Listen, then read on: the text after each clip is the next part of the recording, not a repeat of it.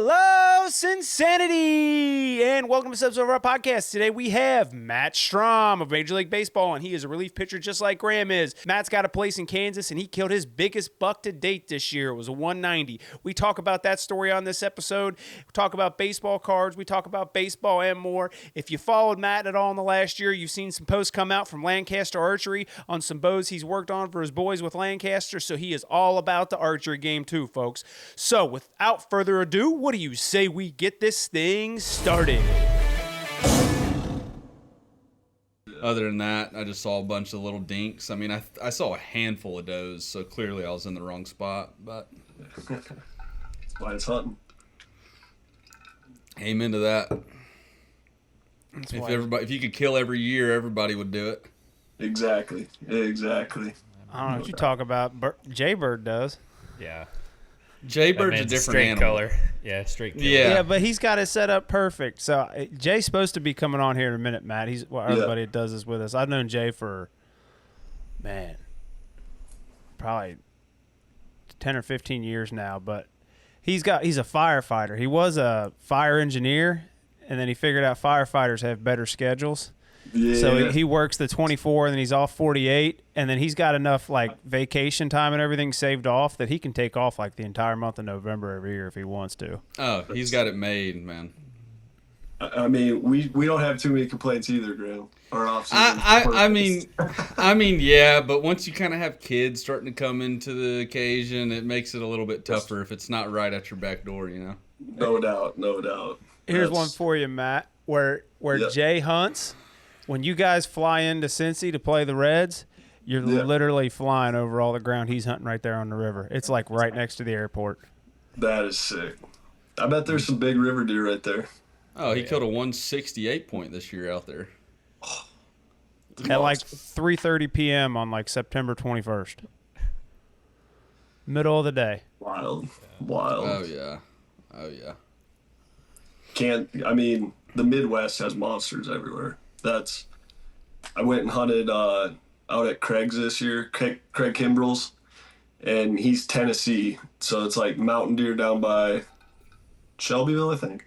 Yeah, he's 45 minutes from my house, 30 minutes from my house. Yeah, but just like trying to age a deer out there compared to my farm in Kansas, like can't do it the same. It's so hard. Oh, yeah. And like I don't want to shoot a young 3 or 4 year old over there because I know what he's trying to do, but. I tell them I need pictures of what you want shot out here because I can't age those deer over there, bro. I grew up hunting in Alabama, man. So, I mean, I was hunting North Alabama, South Tennessee my entire life. And, I mean, I feel like once the deer hit 3 all the way up until they're about 6 years old, the 3 to 5s all look anywhere between 190 to 210 pounds. They're all around that same weight. And then they don't get super big and heavy until they're that 6 years old, unless you're around some ag. Yeah, that's I'm going down on my first guided hunt in Texas this January, and I'm like, thank God I'll have a guide with me because aging those deer out there will be so hard. Where are you going? Shoot, I'm gonna forget the name of the ranch. It's Del Rio, but I was lucky to get invited with the Lancaster crew, so going out there. Cactus Jack? Maybe. That sounds familiar, actually. It sounds familiar because Jelly Roll was just there, so that's been all over social media. Maybe that's not it. It's a low fence. I feel like a lot of places in Texas are high fence, but it's a low fence place in Texas, in Del Rio, Texas. Is it strictly whitetail, or you get to shoot an exotic if it comes out? So, Logan, the guy I deal with at Lancaster, he told me to bring my credit card because there'll be some exotics. And I said, okay, so we'll see. But but you know how, dude, you're a hunter. You know how that wheel C goes. You're sitting there and it comes in front of you. You're like, yep, I'm shooting it. I don't care. 100%. It's once it starts working into bow range, everything. Your heart starts pumping, your adrenaline takes over, and all the bad decisions are made, financially speaking. Exactly. That's one of the things I can only imagine, going out to Texas, having like a nil guy come out or a stag or something like that, and just being like, oh, I don't think I could not pull the trigger here. Yeah, well, I already told my brother because I've heard Neil Guy's really good. I've never had Neil Guy. It's good. I've had it in sausage before. It's pretty good. Yeah, so I've heard it's really good, and my brother's actually getting to tag along with it. And if JT isn't able to make it, my brother's gonna hunt in his place. And then I told him if they offer you to shoot a Neil Guy, I'll pay for it. I just want to taste it. Yeah.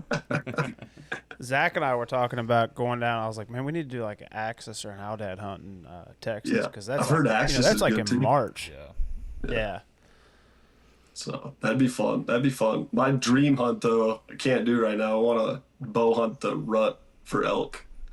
And Same here, brother. Yeah, Same here. that's just impossible to time. do as a ball player, but Are you Oh, putting you in start for your building points. tags? You putting Yeah, points your up. You points. starting to build up for points. yeah. So I've been a resident in Arizona for the last 8 years, and I missed 2 of the years, but I've put in points every year, just building them. That's gonna be my retirement hunt. So what's the point discrepancy between resident and non-resident in Arizona? If you don't know, Zach, you might. Yeah, I have no idea off the top of my head. I think it's the same, to be totally honest with you. Yeah, No way. I think so, yeah. I think the only main difference when you're applying for your points is the you have to have a hunting license to apply for your point, I believe. Yes. And the Yeah, resident that's hunting correct. license, and I think out of the non-residents just pay a way higher price for their hunting license than a resident one. So you're paying more, but the points you can still buy the same points a resident, I believe. Because you can forfeit the draw. Like I just forfeit the draw every year and get my point. Yeah. Yeah, I do the Okay. same in Arizona. Okay. Yeah. So are the odds higher of getting drawn if you don't forfeit if you're a resident? I would assume there's got to be some advantage of being a resident versus a Yeah. non-resident. Otherwise, what's the point of all of it? I mean, because I had a coach. I had a coach who was with us in the minor leagues, and he went elk hunting every year as a resident in Arizona. So I mean, he had to. There's got to be something there. A lot of it is units though. So like if you want to go for a trophy unit, you can't just you have to have a certain amount of points. So that's where like I'm gonna pronounce it wrong, but the Kebab Mountains, like if you want to apply into that, I think they say you should have like 6 points or something like that to even apply. But that's all my information from 2018 when I moved out here, so I'm sure it's changed. But yeah, all the elk hunts are certain. You apply for a certain hunt, you're not necessarily getting a tag for the full year. I thought Arizona was one of the states like you had to have like double-digit points to really get drawn Maybe, for something yeah. good. Yeah, some of the like the real high end stuff, it's like 22, 24 points. But they're like, once in a lifetime hunts, Yeah, It's the like place you're where going you out might there go and it's find a like 400 inch. Yeah, bull. like you're if you shoot anything under like 360, 370, like you're not, Didn't take full advantage of that tag. yeah. Oh yeah, that's when you tell the wife, baby, I might be gone this entire elk season. Yeah. It's But, yeah, you stay till but you yeah, fill they your tag. used to. They stopped doing the governor's tag out here, so they used to do a governor's elk tag. They would raffle it all the time. And I was just talking. Would they raffle it or would they raffle it? Yeah, they would raffle it. And my PT out here, he's a big elk hunter, Keith Coker, and he was telling me they quit doing it because it was becoming too much behind the scenes stuff with all the outfitters, and it was becoming a mess on the private or on the public land. Because Arizona's like 80-something% public land or something like that. It's wild. That's crazy. Well, I mean, it's all the reserves out there too. Yep. I mean, all the tribal land. Got to have your there's- legs ready to hunt out here, though. Oh yeah, dude, no joke.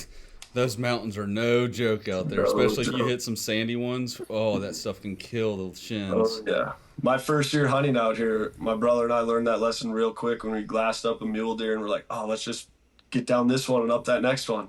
And we get up that next one, dripping sweat, and we're like, that was not it. Like, we got to rethink this a little bit. Graham's not ready for it, I can tell you, based off the turkey hunting this spring. Jeez. We don't wanna went hear one it. downhill up the next one and one gobble back, and we're going back down and back up the next one. We got about a third of the way up, and I'm like, we got to go, boys. He's back here huffing and puffing. I'm like, dog, you're supposed to be the one that's into physical fitness for a living. Come on, man. Hey, we're short sprints, just really 1 inning. We're good for about 6.5 minutes, and then that's it.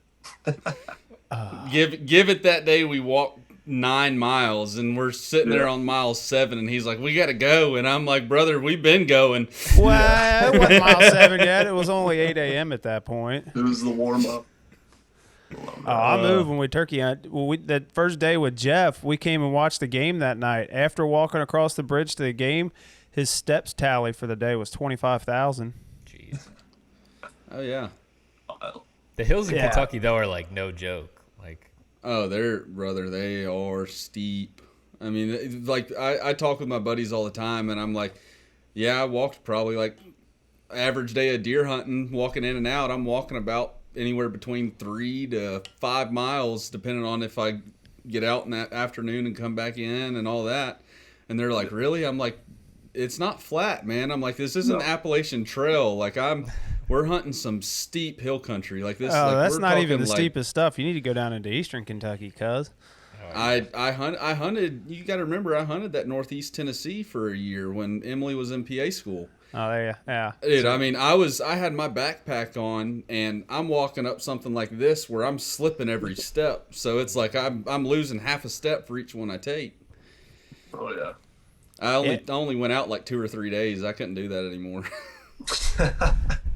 You weren't determined enough. That's the problem. I didn't know where any deer were. I didn't have any time to scout. More ground. Yeah, I was hoping y'all played the Reds during turkey season this year because that would have been fun. We got So 2 off days during turkey season at home too. I've yet to turkey hunt. I've never turkey hunted. I've never done it. I keep hearing about it, and I mean, we have turkeys in Kansas, but our fall season's been closed ever since I bought my farm 3 years ago, and fall season's been closed, so I've never been able to hunt them. But they ruined my food plots. I'm not a fan of them turkeys. They'd be crushing all my kill plots everywhere.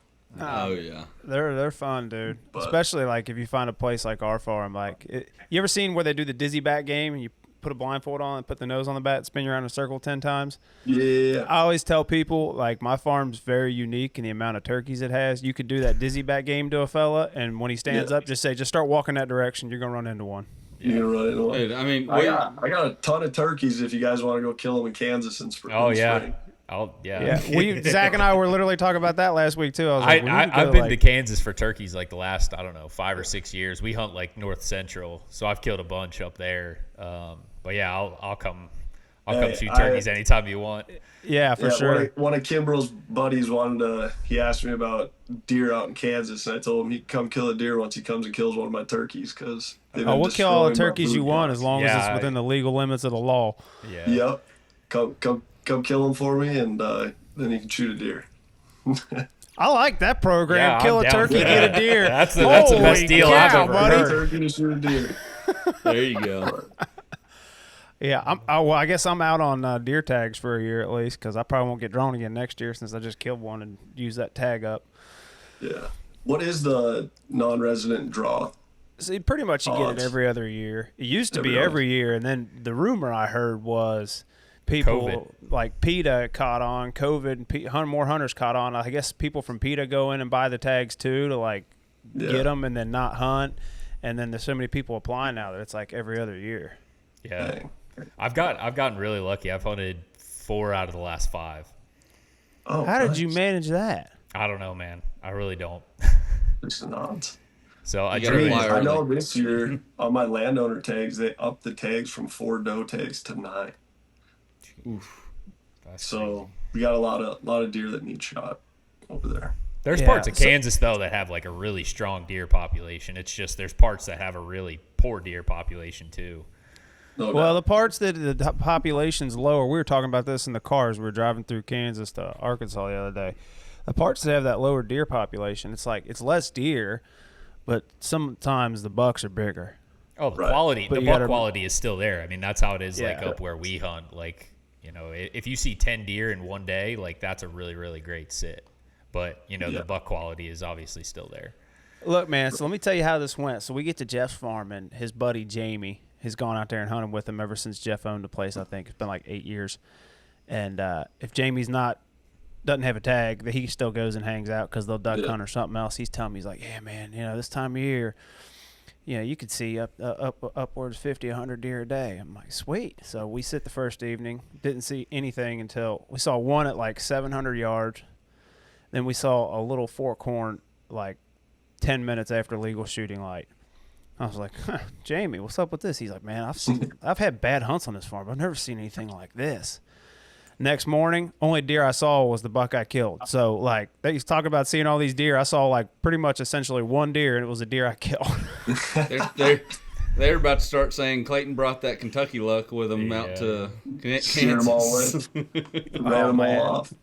Yeah, dude, it was wild. So we show up Sunday night. We put a bunch of big tine out in the fields because he's got, I don't know what you do for your fields, but his is they rotate between corn and milo, and then they put winter wheat in as a cover crop. Yeah. I was hunting over a cut milo field. They had just cut it like a week or two before. And that morning, like we didn't hunt the first morning we were there. The second morning we hunted. And the blind's literally 60, 75 yards from the house. I was like, most people freak out about that. I was like, sweet, this is my kind of hunt. Like, let's kill a big one next to the house, man. Right. So we get in there, and as we're walking out, the guy that's filming me, Jamie, he's like, man, I didn't think it'd be this bright yet. This is crazy. And it was. It was like 20 minutes before first light, and it was still like, you could see stuff. I was like, this ain't good. Yeah. We get in the blind. We're in the blind for 60 seconds. Jamie says, he's in the field. I'm like, what? We still got like 15 minutes until legal shooting light. 5 minutes got usurped by us setting up the camera. I was like, dude, we got to get this camera on this tripod and get set up and get ready to go. And then we sat there and filmed the thing and just watched him for 10 minutes until legal light hit. Then I waited another 10 minutes just to make sure it was 100% legal light. At that point, a truck comes driving down the road because we're not far from the road either. I'm like, uh-oh, this might not be good. Deer watches the truck. After it gets past us, he stares a hole in the last spot he saw that truck for felt like 5 minutes. Then he stood there forever with his butt towards us. I couldn't shoot. Finally, he started to leave to go back to bed, and I got him stopped and shot him, and that was that. I was we were in the blind for like 30 minutes max. I was like, you got to be kidding me. Sweet. I was like, all right, Jamie, I guess we can go back to the house and get that coffee now. Because the whole time they were saying, like, look, dude, you're going to slip into this blind, and we hunt in the mornings out here. It's for like an hour. The deer's either going to be there or he's not, and it's going to be right away. And it was right away. Yeah, and Go ahead. Those late season hunts in Kansas, they can be painful in the morning. It's either going to happen fast or it's not going to happen until last light. Man, look, I was all about this style of hunting, banging my head against the wall, hunting timber all in November. You get out in those open, flat fields, short 1-2 hour hunts. I'm like, heck yeah, bro. Yeah. The late season ones, they're tough though too, because it's just like you can go like that's exactly how it is. Like it can just turn off in Kansas where you don't see a deer. We joke all the time that they've gone underground because it's just you'll go from seeing anywhere from a dozen to 20 deer a night to 2, and you're like, what is going on right now? Yeah, and like I went back to the house. And I'm sitting there filming B-roll clips of the sun coming up. This is how early it happened. The sun now finally is peeking over the horizon. And I got some beautiful sunlight, and I'm filming. I hear, boom. I go running back into the house. I was like, hey, Jamie, what direction was Jeff? He pointed, and I was like, I think he just shot. That's the best. And then we go out and we're glassing. We could see 1,000 yards across the field where they were. Because there's a river that runs through there with a levee, and Jeff had gone up, and he's like, I'm gonna go on that levee and just slide up and down that levee and check the fields as I go, which I think he should be calling in here in a minute. I'll let him recount his side of the story. If not, I'll tell you all in a minute. But it was one of my favorite parts of rifle deer camp is sitting in your blind waiting to hear your buddies just blast 600, 700 yards away from you or something. Yeah, that was like me and his dad the last day of rifle this year. Or the last day that everybody else could hunt. I mean, it was, if there was not a wall of cedars that I was sitting in, we would have been able to talk. We were so close to each other because I was up on one ridge. There's a creek that ran between us, and he was what, Clayton? Probably 500 yards away as the crow flies if you're not walking. Yeah, both on the top of the hill. So you could see each other. Yeah, I mean, no like leaves on I the didn't know trees. exactly where that stand was when I first walked in because we went and hung it like a couple days before that, and so I go and I'm hunting in this spot, and me and his dad are texting back and forth. I'm like, "Can you see me?" He's like, "No." "Can you see me?" I'm like, "No." I was like, "I guess you're wrapped around the hill." Well, Clayton comes and picks me up because we pulled my stand out of the tree, and we go driving by. I'm like, "He's right there." Yeah. I'm like, there's no way I can't, but I couldn't. I mean, I couldn't. It was so thick with cedars where I was at. But I mean, it was crazy how close we were together. I was like, if one of us would have shot in either of the, like, towards just the general vicinity that we were in, the other person would have no doubtly crapped their pants. It would have been so loud. It was that close. Well, and those hills, like, they can get you a little turned around on stuff too. Like it's really noticeable turkey hunting when you're trying to call to turkeys. You're like, is he high? Is he low? And if I bring people out that aren't used to hunting in the hills, like they're like, what are you talking about? I'm like, trust me, it's a different sound when they're up high versus down low. You'll have to either if the Phillies come play the Reds during turkey season, we'll get you out, or if not, once you retire, you can come out and you'll see it's a blast, dude. Yeah. Like the first turkey I killed this year. Jay took his buddy Byron down on the river. They smoked too. We're taking pictures of them literally 20 feet from the cabin at 12:30 in the afternoon. Right down in the woods behind the cabin. We slipped in the woods, and 15 minutes later, he was dead. Like, it's just, it's stupid stuff. I love it. I love it. That was Craig was trying to tell me I need to go do it in Florida during spring training. Yeah. Oh, Osceola, just watch out for them snakes and gators. Osceolas aren't as talkative. Yeah. Osceolas aren't as talkative, but they are some fighting suckers. They got some hooks on them, man. Oh, yeah. Because that's where I live. I live in Melbourne, Florida. Okay. So I'm like on the East Coast, straight across from Tampa. I'm guessing y'all have spring training somewhere around Tampa? Yeah, Clearwater. Yeah. Yeah, so if you're down here for spring training and you want to go fishing or something, let me know. I usually know some people. All right. I don't know if you're into fishing as much as hunting, but yeah. I always go fishing only if it's hunting season's closed and it's too cold to golf. I don't golf like that. That's a good motto. I like that. Yeah. I seem to pick the hobbies that frustrate you the most, like chasing whitetail and golf. Like, yeah. Amen to that. My brother and I were talking about that the other day. We're like, why do we punish ourselves with the hobbies we choose?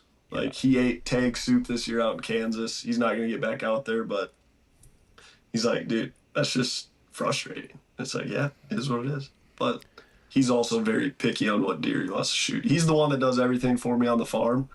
And then I just show up when season's over, and I'm like, hey, what can I kill? And he's like, this sounds familiar. can't kill this one. Yeah, I was going to say. Yeah, it's something like that, but Clayton planting all the food plots, hanging the stands. Hey, I got at least somebody that comes out and helps for that. Yeah, he pawns it off on his dad. He's like, hey, old man. Hey, that's a fair trade off. I'll buy the land. He comes out and work. Yeah, that's what I got. I mean, my dad and brother do it all for me. Yeah. So I can't. I'm on Graham's side on this one. Just wait till y'all retire. Hey, I still go and hang the stands and cut the lanes when I need to or when I can. I still do my part. Dude, my brother won't let me hang stands. He's like, dude, you fall out of a tree, can't buy another farm. And I'm like, dude, let me hang the stand. He's smart. He knows. Get it? Hey. Oh, hold on now. Get a saddle. A saddle. You're guaranteed to never get a stand. So we hunt together all the time, and like we bought saddles, and he's like, I'll set up the ladders. You just climb up behind me. I'm like, dog, I can set it up. But he does everything. He's Graham, in his infinite wisdom, who loves saddle hunting, there's this rappel system, and he's showing me these guys rappelling down the tree out of their saddle platform. I'm like, what in your right mind makes you think you should be doing that? Of all people, like rappelling down the tree, like climbing up and down the sticks, yeah, fine. But rappelling? No, dude. You need that body to make money. Yeah. You're connected to the tree you're connected to the tree the whole time. Yeah. Yeah. You just save that for after you retire, bro. Got a lot of Are trust you talking about in that the one tree. that like lowers you down? Yeah, it's like rappelling, like you pull the little thing, you pull it down, and it lowers you down as fast as however much you pull it. I mean, I say I do that, but I still go out there. And you're I carry also three, 6'3", 245 pounds. You think you really need to be repelling? Period. Yeah, that's what I'm saying. You got a lot of I trusted go up- trees. I go up. I just go up with 3 sticks and put my platform on, and I'm good to go. There you go. And more than 3 sticks out here out in Kansas, it gets scary in that wind. Oh yeah. You're sitting up there and that stuff, and you catch one of them 26-mile-an-hour gusts. You're like, yo. Bro, I just drove through there. I don't know y'all got many trees you can get more sticks. You can get creative. So Yeah. like, we usually bring sorry. 4 because we usually use like a hedge tree to get to the tree we want. Yeah. So there's a few probably not recommended ways we switch trees with our belts, but Bro, there was one on Jeff's farm. I saw they had a ladder stand, and it was a big tree, and it goes like 6 foot up, and then it splits. And they took the ladder stand and they put the bottom rung of the ladder in the middle of the split. I was like, never seen that one before. Gotta get creative out here with those hedge trees. They grow all sorts of ways. Now, do you guys use, like, how open is your farm?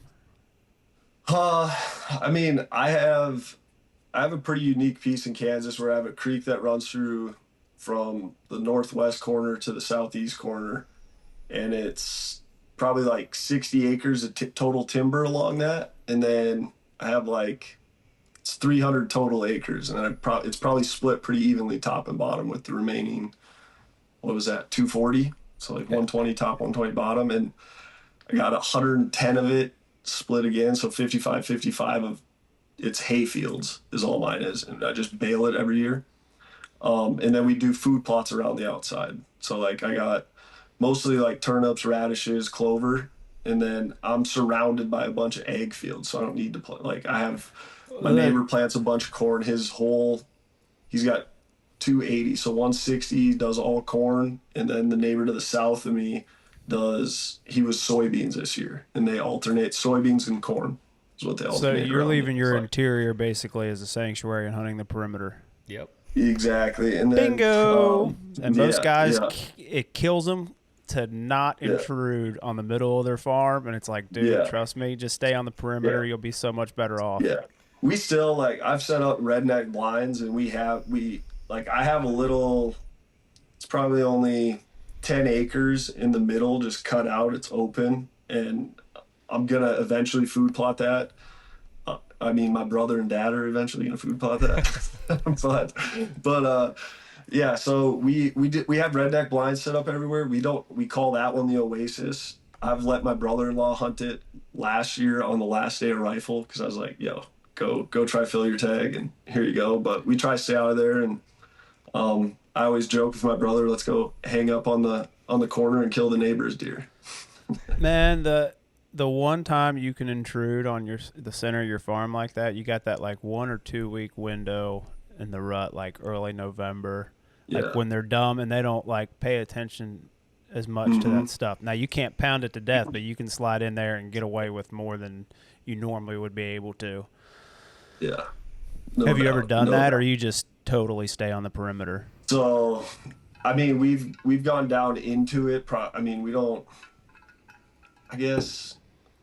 So from the west to the east is probably only 600 yards, and I would say this year my brother actually had a cool hunt in the middle of the rut where he was sitting down on the creek. He was probably 150 yards, 200 yards away from the Oasis, and he was just sitting on the creek bottom. Had 2 does come bolting out and run right across him, and he's like, "What is chasing him?" And he stands up, or he sits up from the tree he was just sitting down on, and he sits up, and there is a buck that was 4 yards, just stepped on the brakes right in front of him and turned. But the creek bottom gets crazy during the rut down there when they're chasing. Oh yeah, is it usually dried up, or does it hold water pretty good? No, it's it's pretty good. Pretty good running water through there. It's usually only shin high, but perfect access. My brother found out it was chest high this year, so I'm gonna need a pair of them waders. Yeah, he his muck boots hold water well once they fill up. But Hey, that's how you test to make sure there's no leaks in them. Yeah, waterproof on the outside and the inside. Is that what I was supposed to do before I went out this year? Yeah, check them. Do you have a hole in yours? Oh, I had. He had all kinds of boot problems.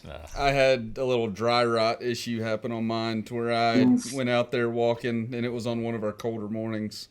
And luckily, I brought my extra pair of boots because I found out on the walk out the day before. And so I went back in, and I had my other boots on, and I crossed the creek. I crossed the creek the first time, and I was like, all right, well, it's not that deep. My feet are a little wet now. I put my lace-up boots on, and I was like, it's shallow enough. They won't get any water through the tops of these. So, but it was close. It was close to almost ruining an all-day sit out there. Oh, yeah. Wet feet is the worst. I've had some times crossing that creek in the dark in the morning after a good rain. You're like that close to coming over the top of your boots, and like the water, I mean, it's rushing. You're like, one bad step and I'm done for today.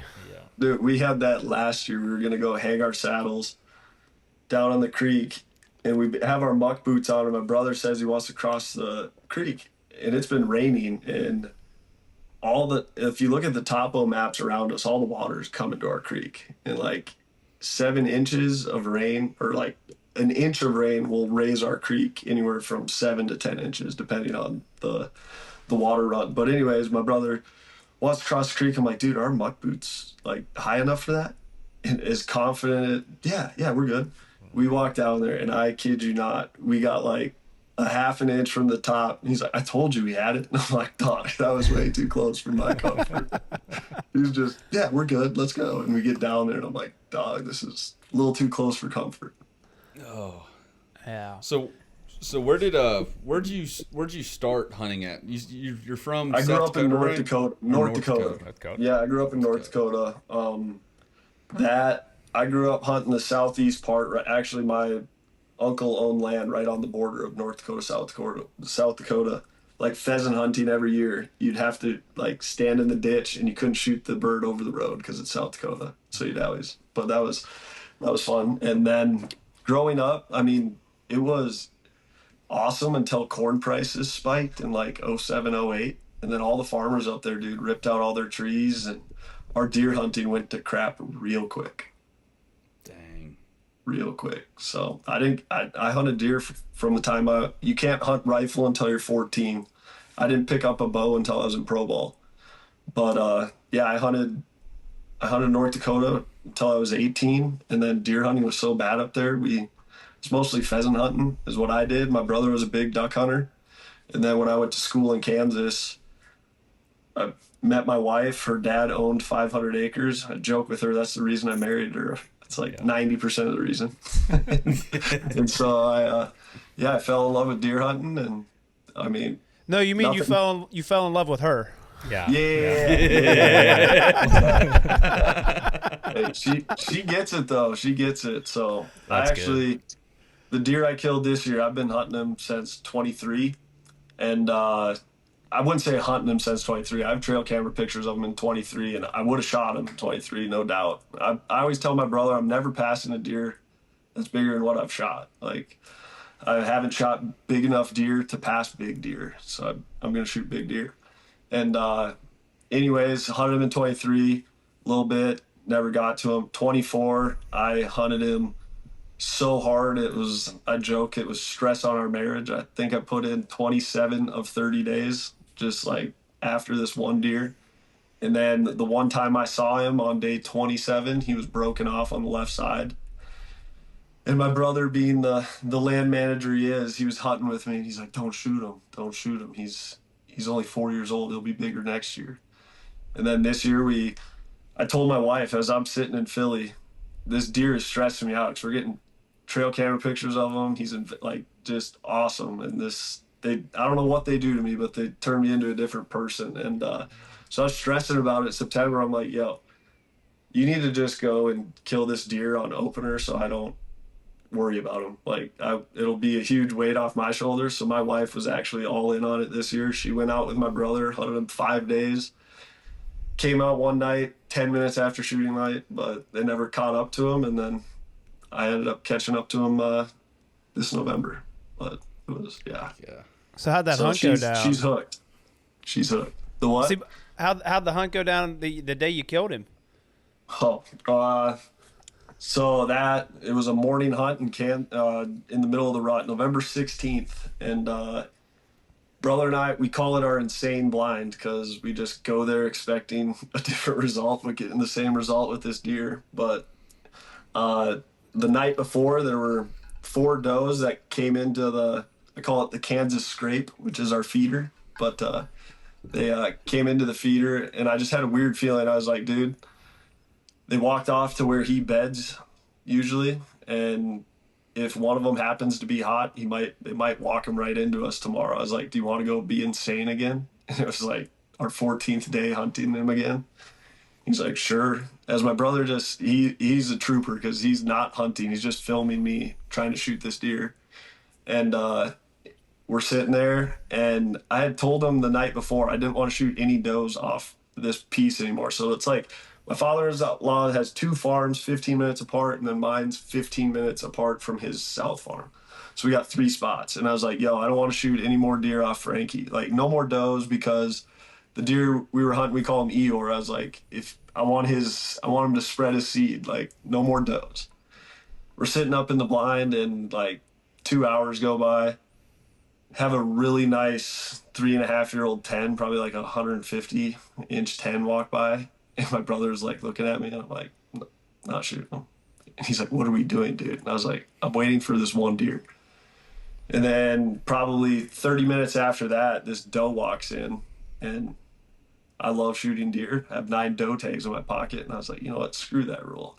And literally, as I lean forward, we're in a redneck blind. And as I lean forward in my redneck blind out of the parallel window, I can just see that this deer had a dagger on his left side. And I could just see this dagger pointing out from the cedar tree as I grab my bow to shoot the doe that he's tracking. And I have no idea he's about to enter the field. And I just stopped. And I'm like, dude, he's coming. And my brother gets his phone up to film it. And I mean, we got it all on film. He walked out 22 yards, quartering away. I mean, I stuck it almost perfect, missed a little back, but he didn't make it out. He made it right to the edge of the field and tipped over. It was sick. Heck yeah. Yeah.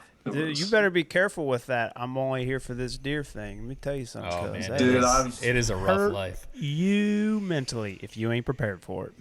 Yeah, so I've done that to myself probably 4 of the last 5 years. I've only killed 2 deer in the last 5 years out in Kansas.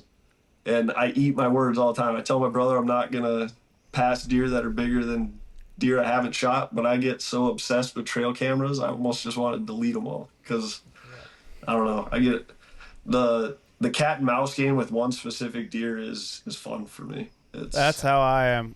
It is, man. There's something to it. I feel like it's the competitive nature side of things that come out of you when you start thinking of it that way. Yeah. Especially if you understand whitetail deer. Like people that just think like, oh, you just want to try kill one specific. It's like, it's not that. I've watched this deer grow. I've done it all. But this deer for me was that same thing. 4 years. I played chess match with that deer for 4 years and passed I don't know how many bucks. And that last year he grew that flyer. That is sick. Like you can't see it, but it's got a flyer off the flyer. So like that accounted for 13 inches of his total score. That is wild. And he scored 183, by the way. I can just see the flyer on there. I can't.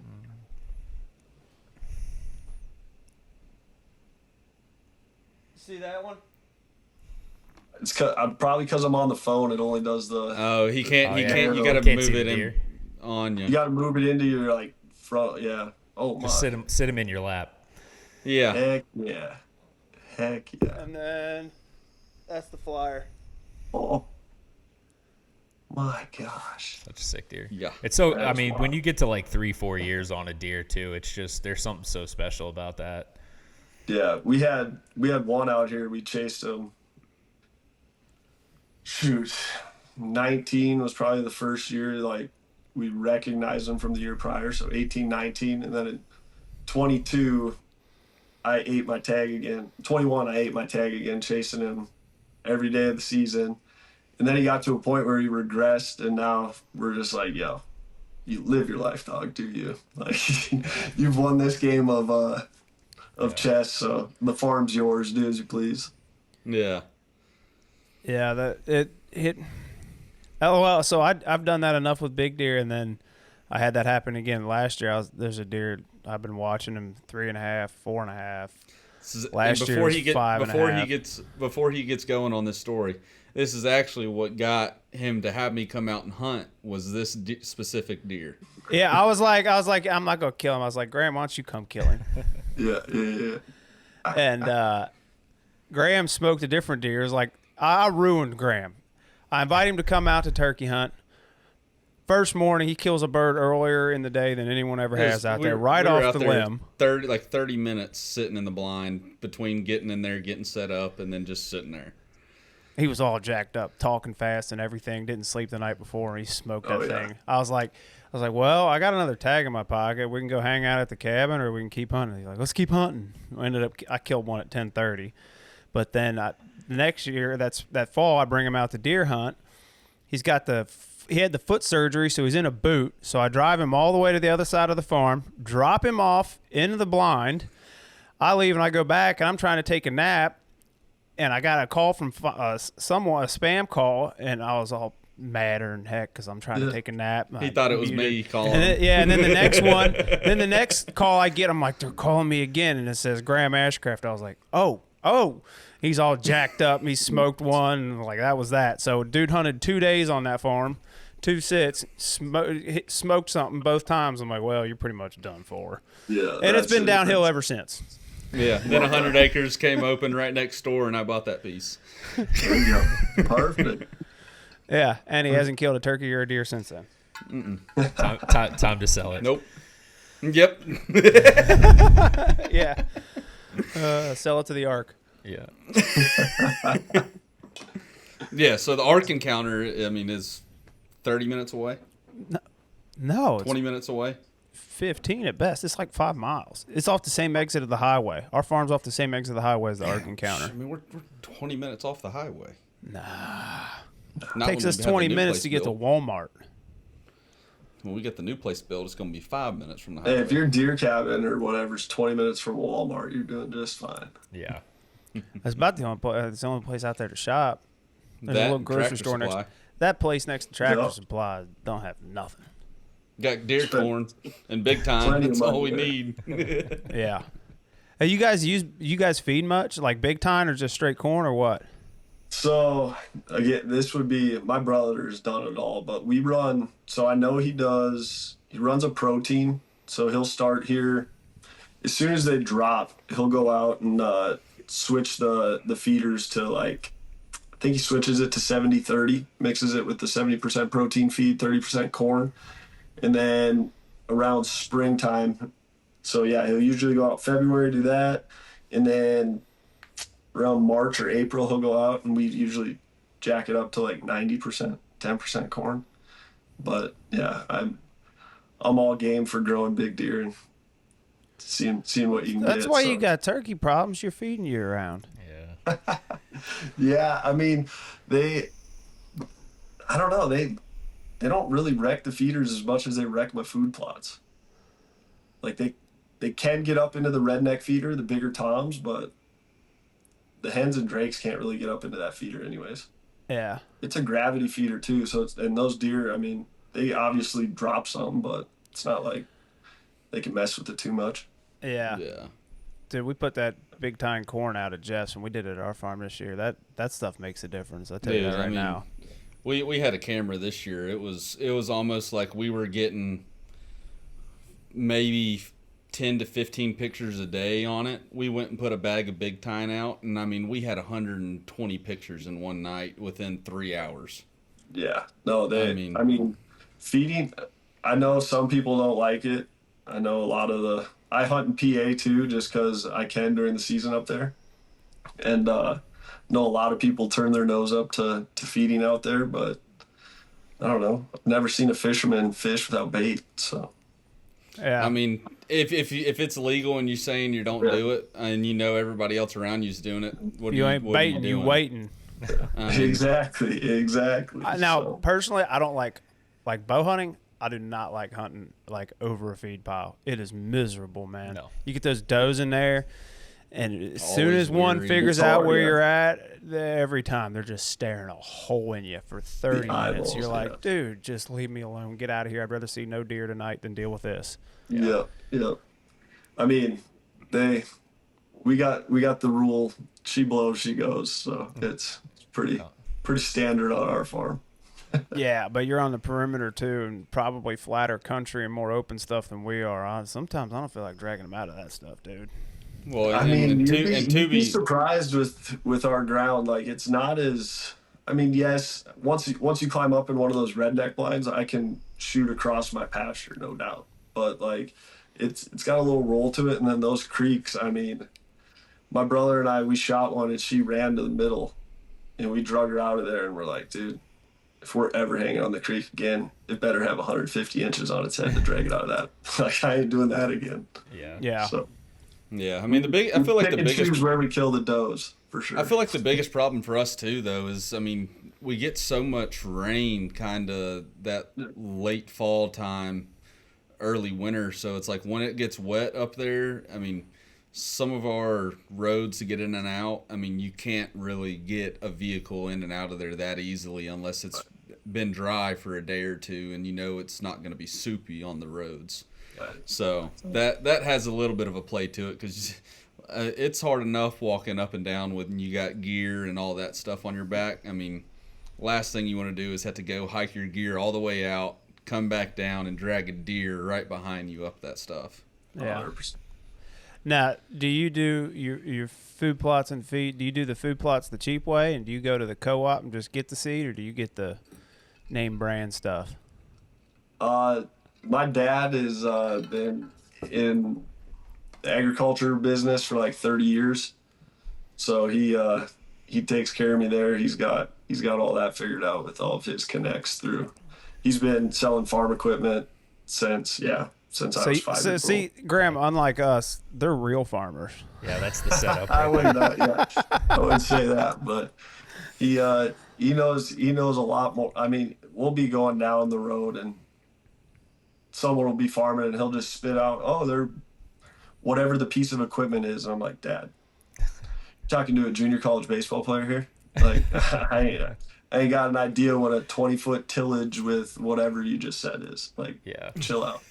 But yeah, so I know what big deer look like. I know how to shoot my bow really well, and that's what I do the best. And There then you my go. dad loves I bought him a tractor last year. It had 34 hours on it. I showed up to the farm, so I bought it in March, and then I showed up to the farm in whatever, the middle or end of October. It had 126 hours on it. I was like, yo, what have you been doing? Like, I've been he was keeping this removing place up cedar for you, trees. son. Yeah, well, he likes to get on that tractor and just run through the ground 2 or 3 times, till it up nice. He says, I'm like, yeah, you're just you're working on retirement right now. You're getting ready Yeah. for it. So Yeah. Did you get a chance to use them calls any? yeah, a little bit. I mean, my brother got a cool video of me just messing the buck that I said I passed. I was just sitting there messing with him with the grunt call. My brother's like, dude, what are you doing? You're hunting a 190-inch deer right now, just messing with a deer in the middle of the field. I'm like, I want to see how good the call was. he puffed up right when I grunted at him, and I'm not big into the call. I don't know how to call deer. I don't. Dude, have you're in good luck with Kansas. You them. need to put some decoys out and hunt over a decoy and call end of October, first 5 days in November, and Yeah, just I've tried watch the that. show. I haven't had much success with that. Really? I've tried it, and I guess I don't know. Maybe I don't know how to set a decoy. Set him into the wind. I mean, you want him to smell, but you don't want them to smell the decoy, right? Because the decoy is not gonna. I guess I don't know. I think it's real hit or miss. Like when I was in Kansas this October, November, like last 5 days or first 5 days, I didn't decoy at all, but calling was just not effective at all. Like, and I mean, I know a lot of guys who have good success with the decoy, and I've just not had any luck with it. I mean, I've probably tried it 5 or 6 times over the last 2 years, and they are easily the least amount of deer I've seen in a sit. Huh. But I've given it a go the last 2 years in a row. I've tried it. I wanna try it a little bit more, a little bit earlier, I think. But Yeah, but our farm's not necessarily the right it's farm not the to call it's not bunch. the right ideal setup to. There's more do it. does, so there's not as much competition amongst the bucks. But like as that's soon my as you farm is way too many does. like as soon as you cross the river into Ohio and you got a lower deer density and less does, they're a lot more interested in calling and fighting. I mean, I feel like our lease ground and the farm that we can go out there and hunt. I mean, I feel like that area would be pretty good for it if you got the right deer showing up out there. But Yeah. It makes a lot of sense though with what Clayton said. With I have so many does, like bucks don't need to travel to go find another hot doe when they're done with their previous hot doe. There's so many that they could sit on that creek bed all day and just, That makes it harder to hunt during the rut too. Yeah. Like especially if you're after a specific deer, Mm-hmm. you got lucky on the 16th of November. Yeah. Like Yeah. I mean, we were trying to add up the hours of how many hours I sat in that blind over the last 2 years. And I mean, it's close to 300 hours I put in there just for this one deer. now, do you have the hard sided or soft sides? I got both. Do you move them around a bunch? The hard ones, no. The soft ones, I have moved them a couple times. I don't think I'll ever buy a soft side one again. So I kind of got into the soft sides this year. We had like a platform. We bought like the 6-foot metal platform you put a pop up on. But like Jeff's farm in Kansas, I've watched him do it before, and we set it up this year. He's got the soft sided rednecks. We just put them on a trailer. You put them where you want, and then if that didn't work out, and you saw them in a different field 300 yards away, the next day at lunch, you just go move it, and like those deer don't pay attention to it because it's elevated compared to a regular pop up. It's like, man, this is great. I purchased a hay bale blind. I wanna try killing out of a hay bale blind next year in one of my hay fields. So that'd be fun. But the soft side would be okay if I lived there and could maintain them all year. But like, so you left it out and it got trashed? Well, is that the problem? The Kansas wind, even like when you try to set it up and then just over 3 months, if you leave them up for 3 months of hunting, I bought it last year, put it up, and over 3 months, it was just mice had gotten into the side of it, and it's a pain in the butt. So yeah, I would just spend the extra money for the fiberglass. See, like Jeff's farm, I bet the longest they have those things out are like a week. Yeah, because it's up and down. They are like with two people, you can lean them over, lay them on a trailer, take them to where you want them, lean it back up. So it's not really that. I mean, it's less work than hanging a tree stand, to be honest with you. If you got two people, no doubt. But yeah, like pop up. I don't know, Clayton. Me and you can hang those tree stands in about 5-10 minutes. Yeah, well, on the easy trees, I tend to pick the hard ones to hang them in. Like the ones that are big enough around trunk, the straps for the sticks don't work. You got to use ratchet straps. Oh man, no. That's why I like a saddle. I like to go get on them basketball sized trees. You're too big for that. Hey, but it hides me. It doesn't matter how big you are. It just matters about the hide. Yeah. It's gotta be broken up. Dude, it was like that 8-point with a drop tine I went after 2 years ago. I mean, I was in a tree the size of a basketball, and that deer started coming up. I couldn't stop my right leg from just doing this, and that whole tree was just sitting there. Just whole thing was just shaking like this up in there.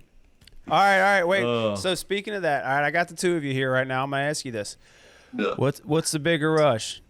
That big deer coming in, or taking the mound in a tight game, a big game? I mean, out of the pen. It's obviously. Two different feelings. It's two way different feelings. Yeah. I mean, people have asked me like, what's it like pitching in the big leagues? And I've responded with, have you ever killed a deer with your bow? Like the adrenaline rush, like they're two different, but they're, in my opinion, the peak of an adrenaline rush that you can have. Like when I closed out the NLDS in 23 in Philly, and I got it on a check swing strikeout, and they appealed it to first. I'm left-handed, so when I spun around to check the umpire, I didn't even see the umpire. I just felt Citizens Bank Park roar and just like hit me in the throat.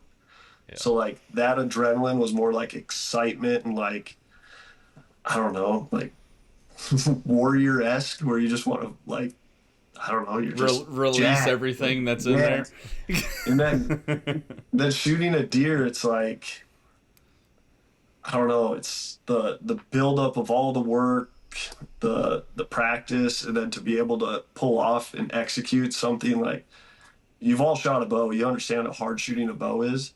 Now try shooting a bow with 124 heart rate, feeling your heart in your throat and just executing perfectly.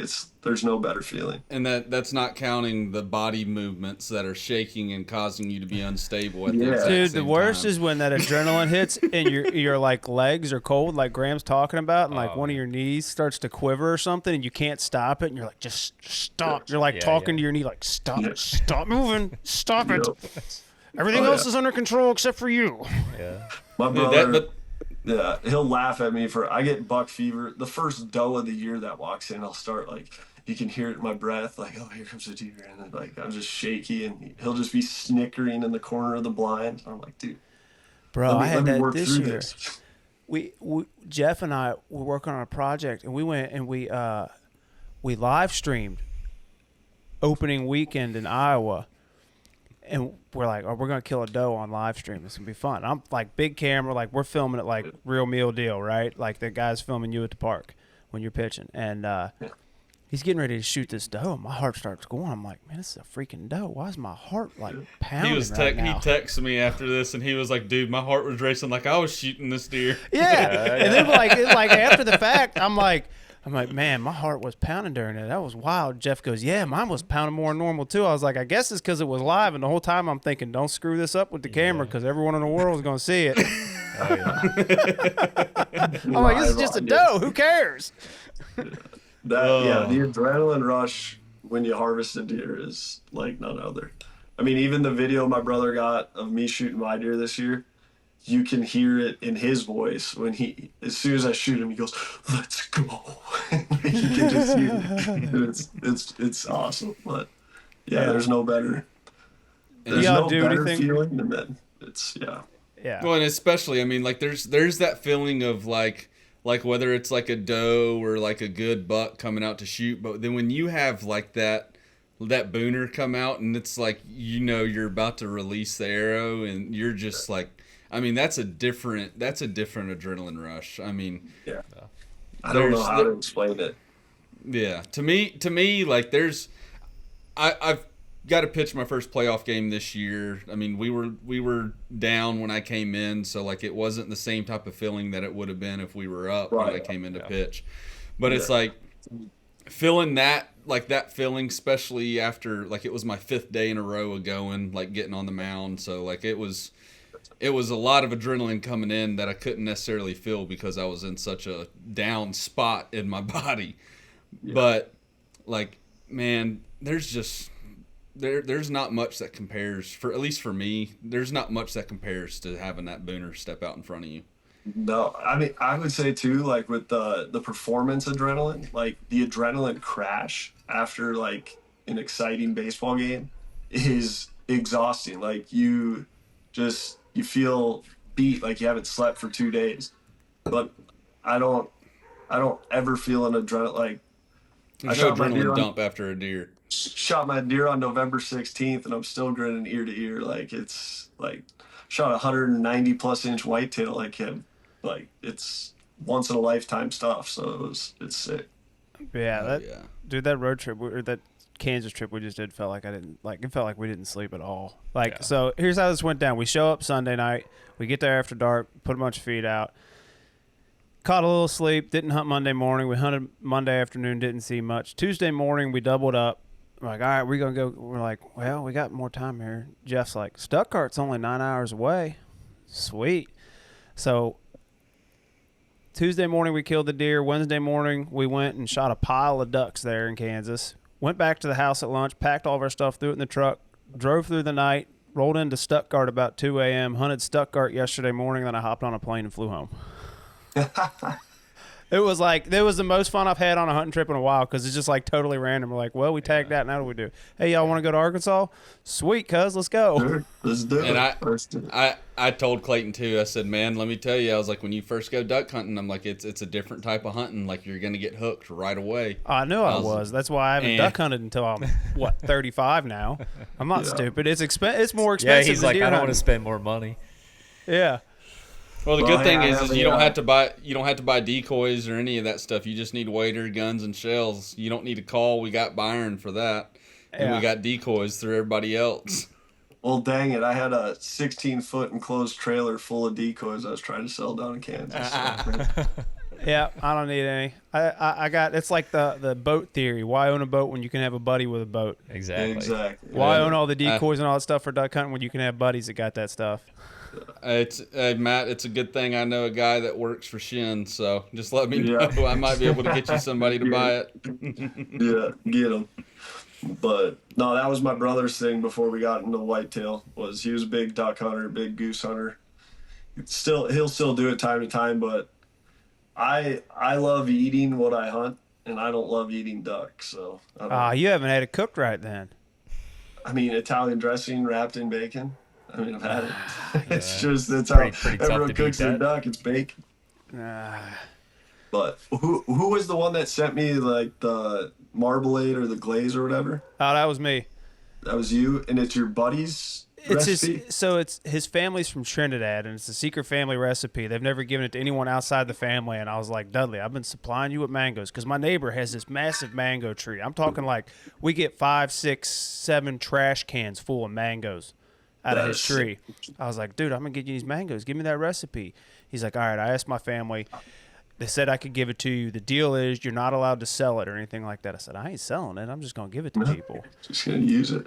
Yo, I just threw it on 2 tenderloins last night. It was amazing. We cooked 2 dry aged a doe down in Kansas before we left. Hit the perfect weather the last 10 days we were there.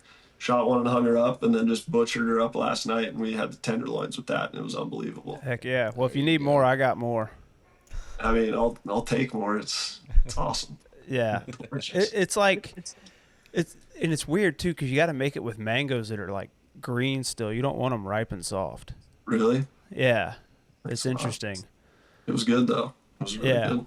Yeah, like my neighbor's like allergic to the sap in the mango tree, and so he's like, you help me pick them? He's like, I got a ladder. I'm like, man, I don't need a ladder for that. It's like the perfect tree for climbing. So I just climbed up in there, and I'm just cutting these mangoes left and right. He's like, you sure? Like, you need to wear sleeves or something or get a ladder? I said, nah, man, I'm up in trees all the time. This is fine. I'll be good. I'll be good. Love that. Yeah, I mean, dude, there's so many mangoes that he can't get rid of them fast enough. Yeah. Like, there's just so many of them. He just when do you harvest those? July. I was gonna say, I'll come cut some down with you in spring. I love mangoes, dude. We're trading mangoes for turkeys, all right?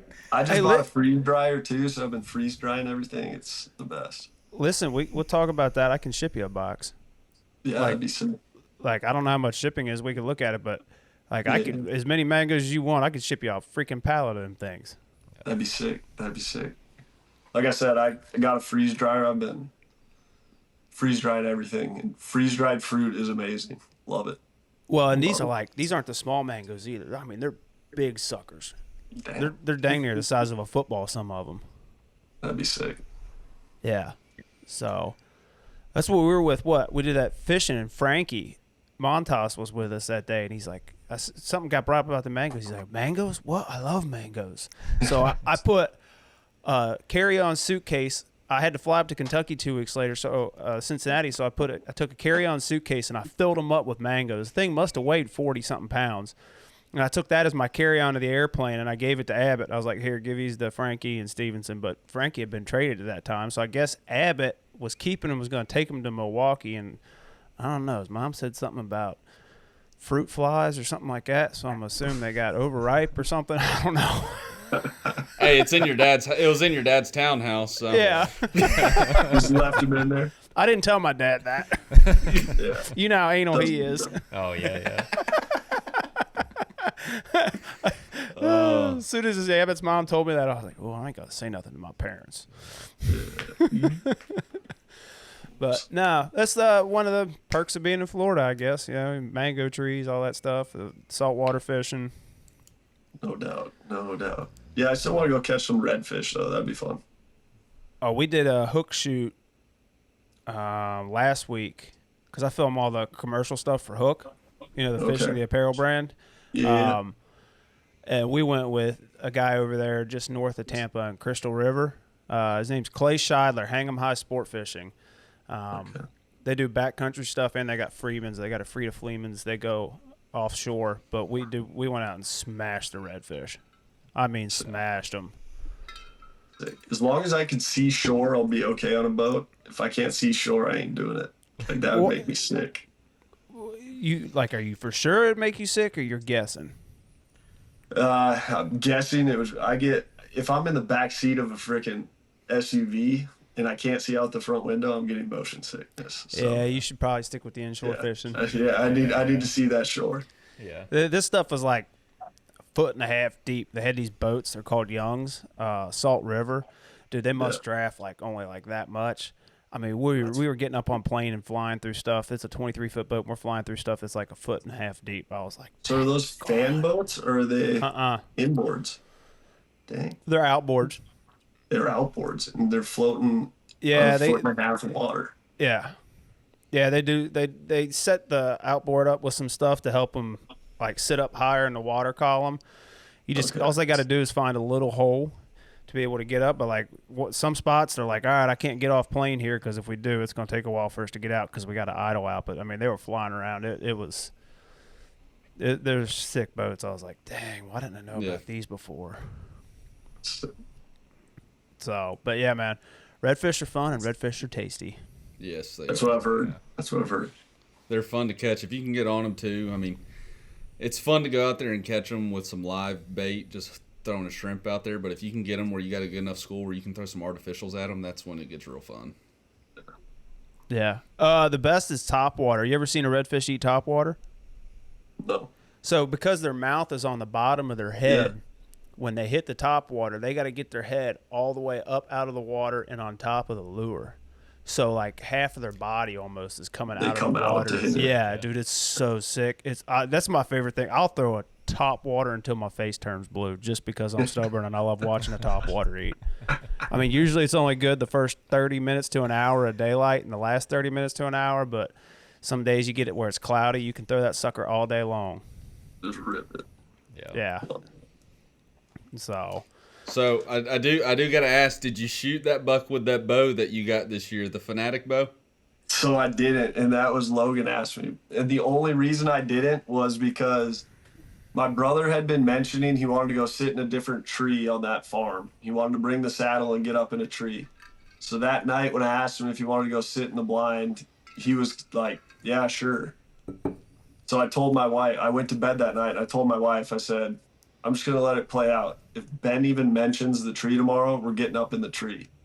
So as we're driving out, I literally switched my bows out because I was only shooting the Fanatic bow in a redneck, and every time I'd climb a tree, I'd take my other bow with me.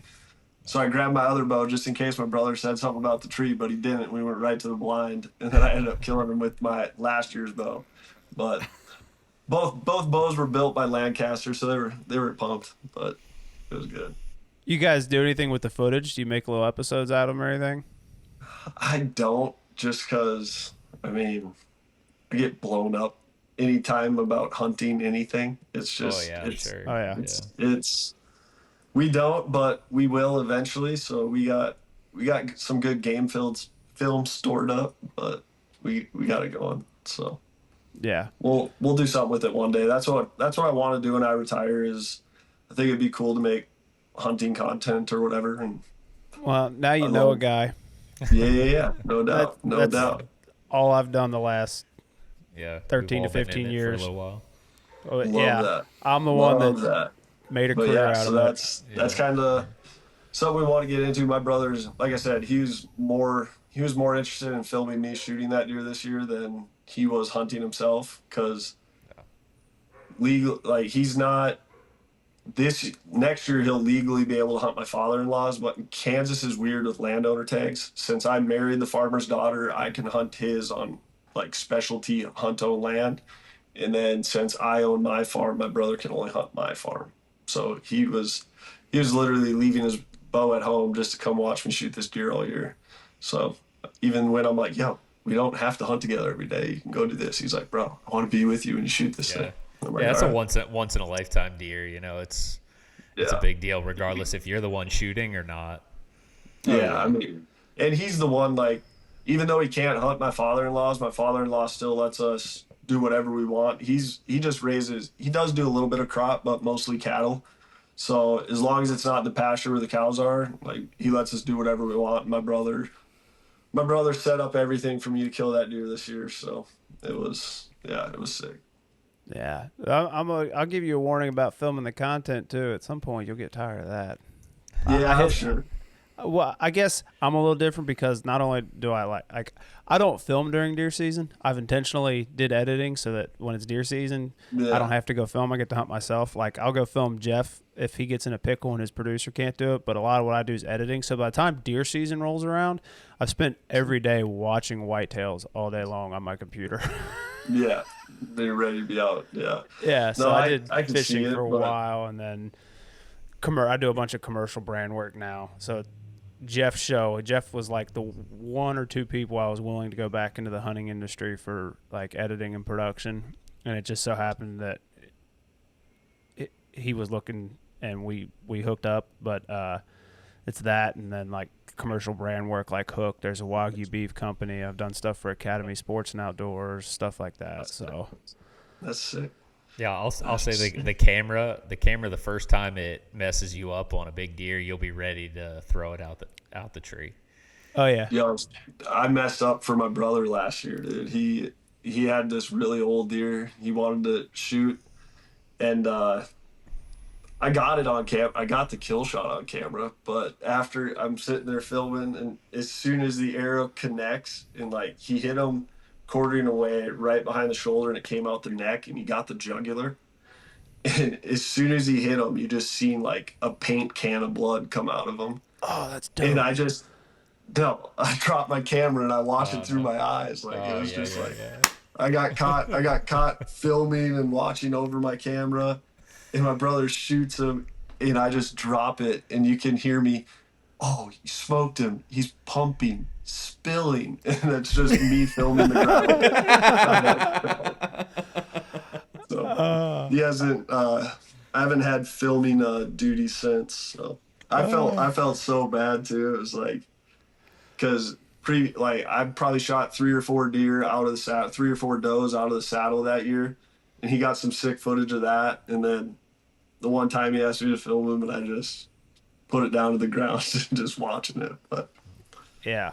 like I said, we got the arrow on camera hitting him, and then it's just I go down as soon as it happens. I just put the camera down. I'm like, oh shit. Is that the video? Is that the video you sent me early on? I think when we were texting. Earlier in the year of him shooting it, and I just dropped the camera. Yeah. I think I even said my video work's not the best, but I got this one on film. But yeah. Man, yeah. Wait till if you try to self film. Oh, it's so much more fun. Self film, dude. Yeah, that's something I have no interest, because there's been times where when my brother and I hunt together, he knows when I hit that back wall, I'm not waiting for him. Like I will never sacrifice a shot for the video. I've always told him that. Like I get it when you're in the industry making film, like that's your whole point. Like there's a difference between a guy who owns a farm for a hobby and someone who's in it for a living. So I totally understand that, but I've told him that I will never do that. And hey man, I'm in the same boat and I'm in the industry. That's why my GoPro's on my bow. Yeah. So make I it don't easy. think I could ever the self filming. I don't think interests me as a challenge. I tip my cap to everyone who does it, and it's very impressive. But I know I get buck fever, and the last thing I need is anything other than my anchor points going through my mind. Yeah, I don't do it. That's why I was like, we started doing this podcast pretty much a year ago this month, and I was like, man, Graham and I are talking. We're like, we should do something. We do YouTube stuff. I'm like, man, Then we're stuck. We're beholden to producing episodes every year. I don't want to do that. Yeah, I it's was not like, a fun let's place to be. Let's just do the podcast because content is whenever our schedule fits, not relying on an animal. And then the filming takes away from hunting time sometimes. I'm like, no, I know how that goes, and I'm not doing it. Right. That's why I just keep it on the GoPro, because it's just like I got my battery in there. The only inconvenience I have is that battery dies, and if that battery dies, I'm telling you, 9 times out of 10, if it's the last hour and a half of shooting light, I'm just gonna have a dead camera. Right. Exactly. Yep. Exactly. Yeah. Now, so I know you're into baseball cards. Did I see where you have like some little episodes with your baseball cards that you do? Yeah, so I've hosted a TV show called The Card Life since, I think, 2020 or 21 might have been our first year of it. And so I've hosted that for 4 seasons or 5 seasons now. I can't even remember. But, yeah, I'm a pack rat. I enjoy, like, I call them my lottery tickets. I don't gamble, but I gamble. I mean, I got sports cards right here on my desk, just chilling, just everywhere. But I love sports cards, baseball cards specifically is what I like. That's cool. Yeah, I've got my parents my sister and I moved out from college. They moved to a different house. There's a storage locker, but there's a top set from every year from like 85 all the way through the early 2000s. My dad, we would get the top set every single year, like Albert Pujols rookie card, Ichiro rookie card, all that stuff. So some of those sets will be the sets that will be valuable are the ones that they'll have odds of different parallels in them. I'm probably speaking a foreign language if you don't know anything about cards, but it'll tell you like the whole set is in here and you'll get 5 exclusive parallels. So if it's the 2001 set, which is Ichiro and Albert, if that one says it's got 5 parallels in it and you open the box and one of those 5 parallels is Albert or Ichiro, you made a lot of money. You open it and it's not one of those two, you have nothing. I don't think any of them are opened. I mean, like the plastic wrapper's still on them. Yeah, so that's where like someone would pay for the chance to open it and see, but I'm not. The Mike Trout rookie box right now sells for $5,000. Like I don't have any interest in selling the stuff. Like I don't like selling stuff. Same, dude. That's what. Like my brother and I will open cards, and I'll hit a big card. I'll be like, "Oh, sick! This card's worth like $200." My wife will be in the background folding laundry. She'll be like, "No, it's not. You can never sell it anyways." Yeah, like fair. We got they're fun coupons for when you're retired and you just want to have a little this will be a new tree stand. Here you go. Yeah. Put this one on the market. Exactly. See how much we can get for it. Yeah. Graham and I new bow. Figure it out. Graham and I we did a podcast recording in Chicago at this dude's like gastro pub last year, buddy of ours, and he sent me a picture this winter. I guess one of the guys that owns the place with him or something pulled an Elly 1 of 1. That's sick. Yeah. That is sick. I was like, well, you better hold on to that one, buddy, because it's going to be worth a lot one day. Yeah, if he keeps doing what he's doing, he's a funny Elly story. His rookie year, we're sitting down in the bullpen and I'm looking at the scouting report, and I'm like, yo, why doesn't this guy just hit left-handed? Like, his numbers were stupid left-handed. I was like, yeah, he should just hit left-handed. Gregory Soto proceeds to enter the game in the 6th inning, and Elly hits like a 109-mile-an-hour backspun ball off the wall. Actually, I think he took him deep. I think it was a homer. And I'm like, dang, never mind.